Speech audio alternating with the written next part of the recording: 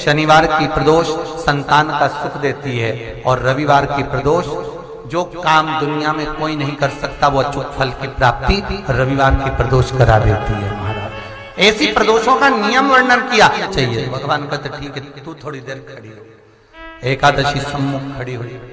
पार्वती जी ने जिस अंगुष्ठ का जल पीने के लिए लिया था हाथ में, बस पीने ही वाली थी, शंकर भगवान ने वही हाथ में जल लेकर एकादशी के हाथ में उसको देकर कहा ले, ये मेरे द्वारा निर्मित एक व्रत है जिसे त्रयोदशी के दिन तूने मांगा है, मैं तुझे देता हूं।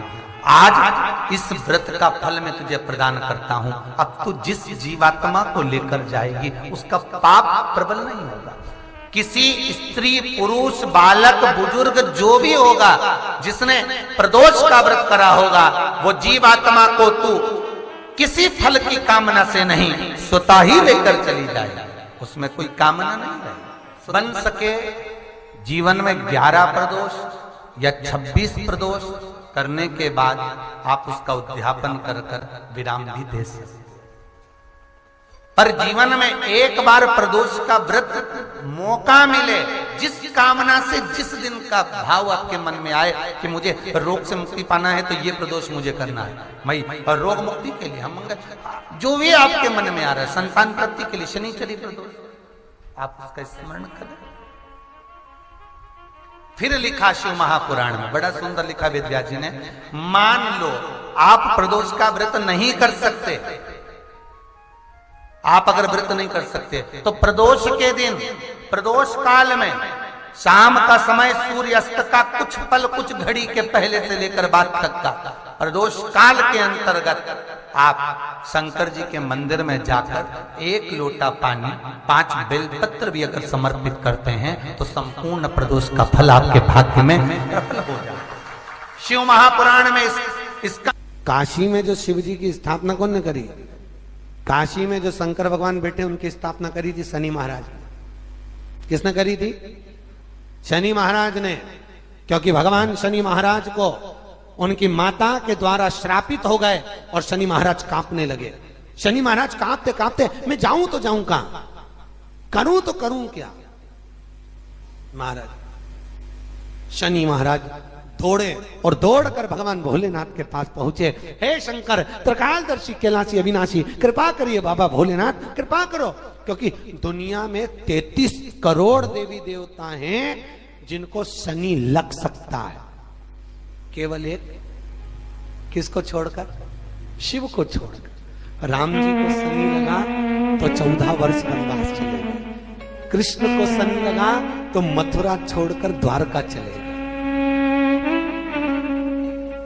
शनि लगा, हनुमान जी को शनि लगा तो गुफा में बैठकर राम राम जपना पड़ा। शनि सबको लगता है, केवल शनि नहीं लगता तो एक मेरे महादेव को, मेरे भोले बाबा को नहीं लगता। शंकर के पास में शनि ने आकर कहा भोलेनाथ कृपा करिए बाबा, मैं बड़ा कष्ट में हूं, मैं करूं क्या? बाबा भोलेनाथ ने कहा जा गंगा जी के तट पर काशी में जाकर एक शिवलिंग की स्थापना कर, उसकी आराधना कर और तेरा शरीर ठीक हो जाएगा, कष्ट नहीं भोगेगा। शनि महाराज ने काशी में जाकर शिव जी की स्थापना करी। आज भी नियम है, जिसको शनि लग जाता है एक काजल की डिब्बी ले लो और काजल की डिब्बी को 21 बार उतार कर उसको एकांत में जाकर जंगल आदि में एकांत में किसी पेड़ के नीचे इतना सा खड्डा खोद कर उसमें काजल की डिब्बी को डाल दो और मिट्टी से पूर दो, उस व्यक्ति का शनि समाप्त हो जाता है। काशी विश्वनाथ का नाम लेकर काजल की डिब्बी को 21 बार उतार कर अगर काशी विश्वनाथ का नाम लेकर शनि वाले व्यक्ति को अगर पेड़ के नीचे दबा दे, शनि समाप्त। कई लोग सर्च कर रहे हैं। प्रदोष का व्रत है, प्रदोष के व्रत में आज मान लो मंगलवार का प्रदोष है, मान लो सोमवार का प्रदोष है, मान लो गुरुवार का प्रदोष है, तो प्रदोष में मैं क्या खाऊं? आज के व्रत में क्या खाया जाए? लोग नेट पर सर्च करते हैं, लोग गूगल पर सर्च करते हैं, किताबों में ढूंढते हैं, पोथी पुराणों में ढूंढते हैं, क्या खाया जाए?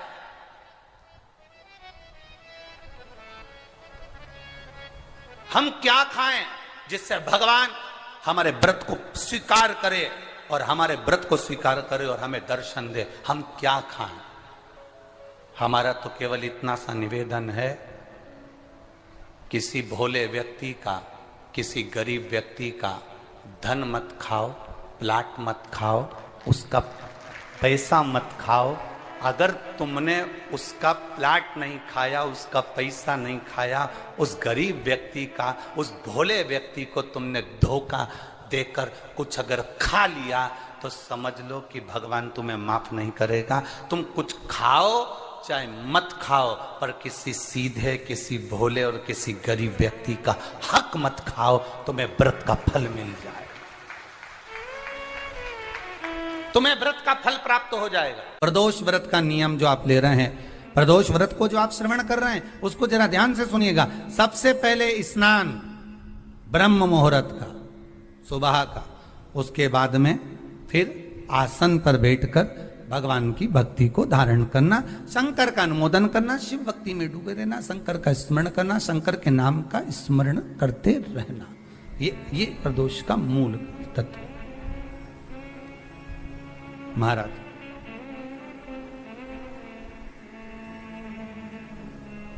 प्रदोष व्रत करने वाले को भोजन नहीं करना चाहिए, ध्यान दीजिएगा। फलाहार करो, उसमें भी नमक का सेवन मत करो। प्रदोष व्रत में नमक का सेवन वर्जित होता है। कारण क्या कारण होता है? उसका एक कारण माना गया, नमक की वर्जितता। जिस समय पर एक नगर में एक ब्राह्मणी रहती थी, बहुत भाव से सुनिएगा, प्रदोष व्रत नमक को त्यागने का भाव। प्रदोष व्रत की किताब में भी मिल जाएगा आपको, आप पढ़ेंगे तो सुना होगा आपने। एक ब्राह्मणी रहती थी एक नगर में, उसका पति नहीं था, छोटा सा बालक एक साथ में रहता, छोटा सा बालक। अब ब्राह्मण के घर की धर्म पत्नी है,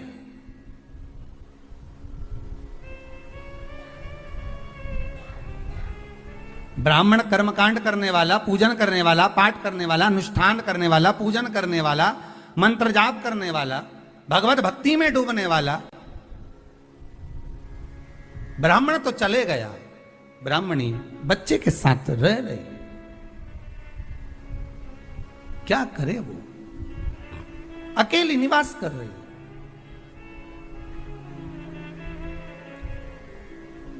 अकेली रह रही है। और ब्राह्मणी बच्चे के साथ भ्रमण करती रहती, घूमती।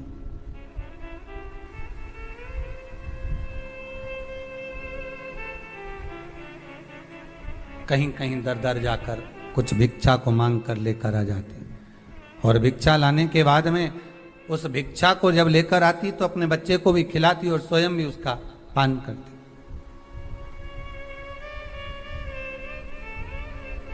एक दिन ब्राह्मणी भ्रमण करते करते प्रदोष काल के समय पर शिव मंदिर में प्रवेश करी। प्रदोष काल के समय पर, और शंकर मंदिर में जब प्रवेश करा, प्रदोष काल किसको कहते हैं?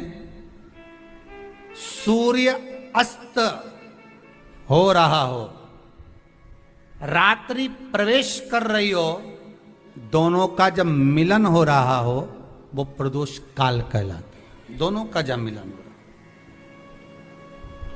सूर्यास्त हो रहा हो, रात्रि अपना चरण बढ़ाने के लिए आगे बढ़ रही हो, और दोनों का जब मिलन हो रहा है, वो प्रदोष काल है, वो प्रदोष का समय है।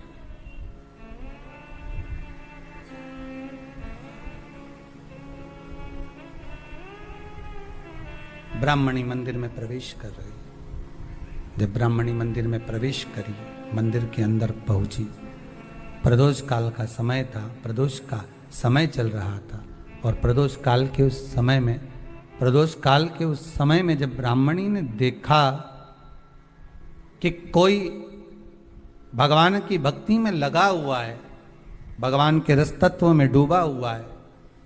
आज ब्राह्मणी के पास में कुछ पदार्थ नहीं है, अपने बच्चे का पेट भरने के लिए कोई सामग्री नहीं है, और कुछ आस लेके वो प्रवेश करी है, कुछ आस लेकर वो अंदर प्रवेश कर जाती है।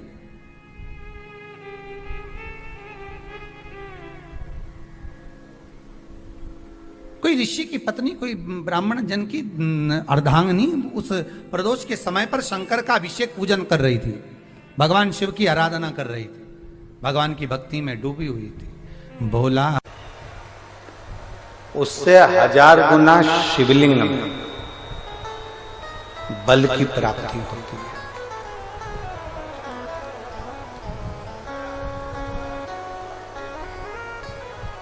प्रदोष के दिन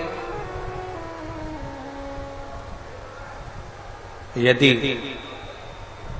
आपको कहीं से शमी पत्र मिल जाए, प्रदोष के दिन यदि कहीं से आपको शमी पत्र मिल जाए,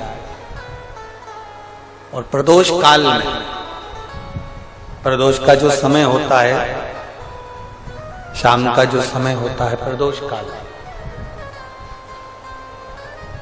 4 प्रदोष 5 प्रदोष आप कर देखिएगा कि आपका कोई काम है, कोई नौकरी के लिए आप अप्लाई कर रहे हैं, कोई समस्या बड़ी विकट आ गई है, कोई तकलीफ, बड़ा गला पकड़ रहा है बेटा, कोई तकलीफ विकट आ गई है, कोई समस्या विकट आ गई है, प्रदोष के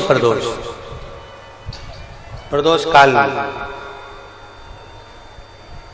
अगर एक शमी पत्र भी आप घर के शिवलिंग को, अब ये करने के लिए आपको मंदिर पे शिवलिंग नहीं जाना, अपने घर में जो शिवलिंग, चाहे वो स्फटिक का हो, पारद का हो, कंकर शंकर का हो, लकड़ी का हो, जो शिवलिंग तुम्हारे घर में, कांच का हो, चाहे वो नर्मदा के कंकर का हो, नर्मदेश्वर हो, पाषाण का हो, जो शिवलिंग, चांदी का हो, सोने का हो, तांबे का हो, पीतल का हो, जो शिवलिंग तुम्हारे,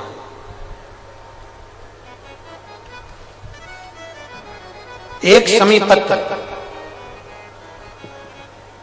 यदि आप भगवान शंकर के शिवलिंग पर समर्पित कर रहे हो, और उस शमी पत्र को उठाकर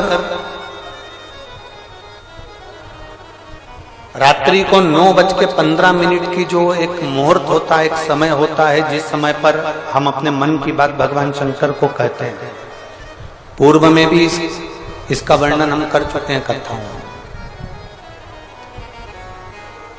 उस 9:15 पर वो शमी पत्र को उठाकर एक कागज में, एक कटोरी में उसको रखते हैं। 4 या 5 प्रदोष के उस शमी पत्र को अपने पास में रखिए, और जिस कार्य के लिए जा रहे हो उसको जेब में ऊपर के भाग में उसको रखकर लेकर जाइए, आपका वो कार्य सफल होकर ही रहेगा, वो रुक नहीं सकता। शमी पत्र में इतना बल होता है, प्रदोष का जो शमी पत्र होता है वो बड़ा बलवान होता है, बड़ा एक पत्र है।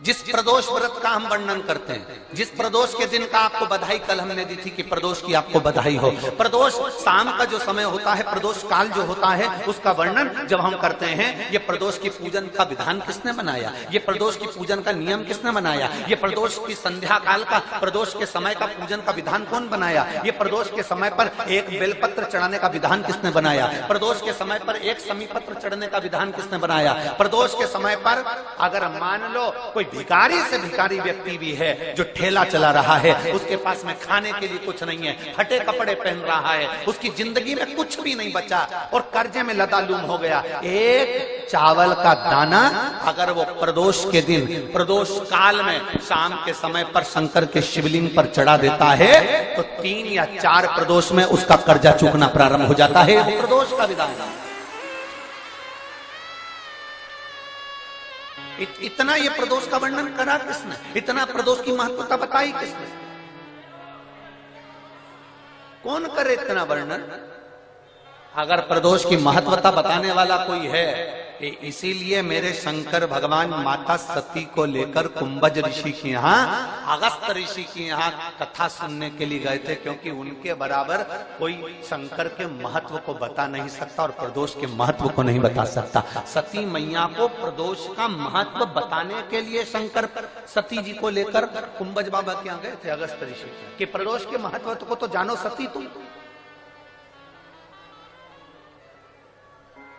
तुम प्रदोष के महत्व को तो सती जानो, तुम प्रदोष के महत्व को तो सती पहचानो कि प्रदोष का महत्व क्या होता है, प्रदोष काल का महत्व क्या होता है, प्रदोष के समय का महत्व क्या होता है। जिस समय पर सूरज डूब रहा हो,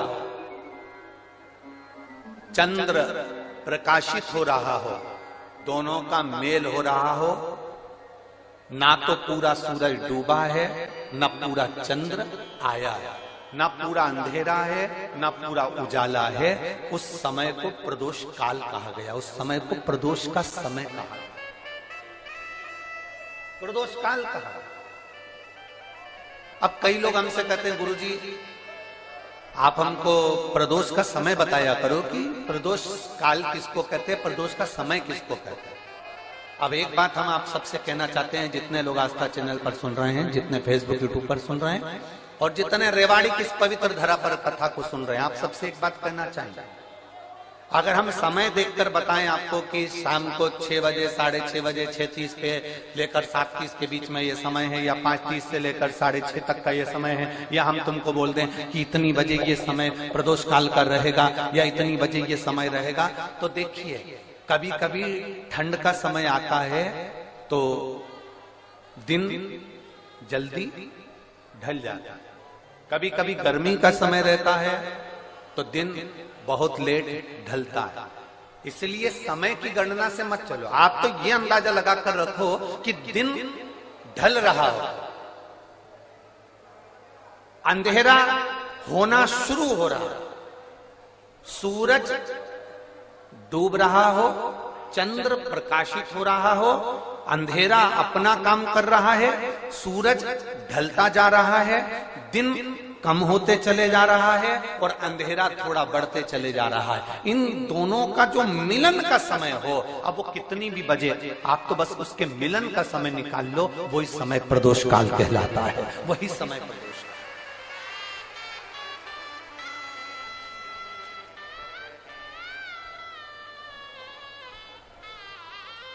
अब प्रदोष काल की पूजन का विधान किसने बनाया, कोई आपसे पूछे तो क्या बताओगे, जम के बोलो जल्दी से, कौन ने बताया था, अगस्त ऋषि। वीडियो में अंत तक बने रहने के लिए आपका बहुत बहुत शुक्रिया। यदि आपको वीडियो अच्छी लगी हो तो प्लीज वीडियो को लाइक करें, यदि चैनल पे नए हैं तो चैनल को सब्सक्राइब करें और बेल आइकन पर क्लिक करना बिल्कुल भी न भूलें। Thanks for watching.